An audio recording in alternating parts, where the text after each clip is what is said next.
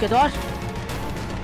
আরাম জানি কি ভেবেছিলিস বড়লোক বাবা মা পুটিয়ে আমাদের তুই ফাঁকি দিবি?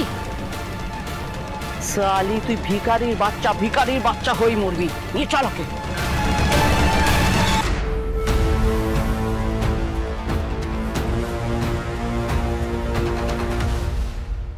এদিননি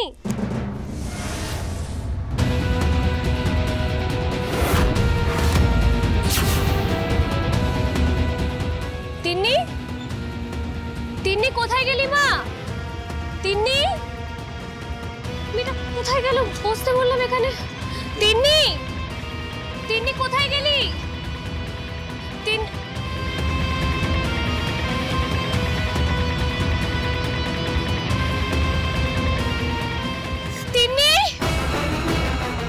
তিন্নি তিন্নি কোথায় গেলি মা? তিন্নি তিন্নি তিন্নি তিন্নিকে খুঁজে পাচ্ছি না।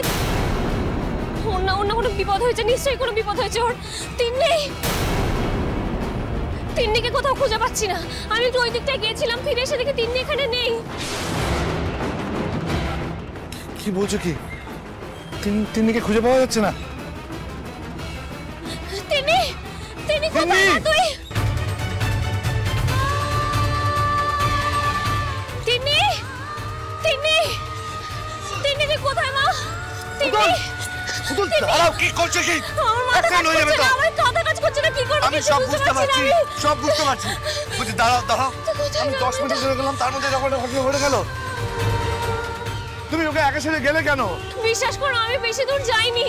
মেয়েটা আইসক্রিম খেতে চাইলো, সামনে একটা আইসক্রিমের গাড়ি দাঁড়িয়েছিল, আইসক্রিমটা নিতে গেলাম, ফিরে এসে দেখি মেয়েটা ওখানে নেই। আর পুতুলটাও এখানে ওইভাবে পড়েছিল। এভাবে কেন পড়ে থাকবে বলো? ওর কোনো বিপদ হয়েছে আমি নিশ্চিত।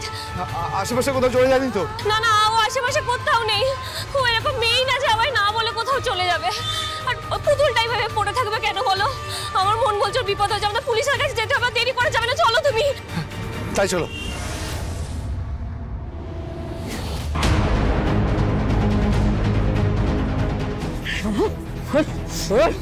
সালি খুব তেল বেড়েছে তাই না? বাপ মা খুঁজতে গিয়েছিলিস? কেন গেছিলিস ওদের কাছে? বল কেন গেছিলিস? আমি ওদের কাছে যাইনি গো, মা নিজেই আমাকে ওদের কাছে নিয়ে গেছিল। সালি মা মা মা মা মায়ের কেতায় আগুন। তুই ওদের আমাদের ডেরা চিনিয়েছিস তাই তো? হ্যাঁ, আমাদের নাম ধাম সব বলে দিয়েছিস।